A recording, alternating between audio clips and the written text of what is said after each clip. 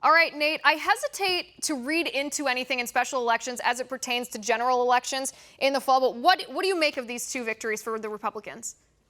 Yeah, well, your instinct to pause and think about it is the right instinct. I mean, one thing is clear. In 2018, Democrats had the idea of the blue wave. They had this narrative that they were going to sweep everything through a new voter, a swing voter, a suburban voter.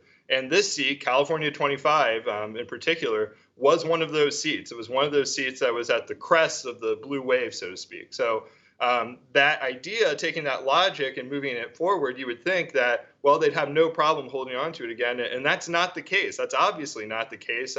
Obviously, Republicans won back these swing voters. Now, part of that may be because of the coronavirus crisis. Part of that, maybe because of it only being a congressional race and maybe a few, years away from 2018. It could have part to do with Katie Hill and her obvious controversies that you referenced earlier. But it certainly is a ending of the narrative that Democrats have been pushing about this blue wave.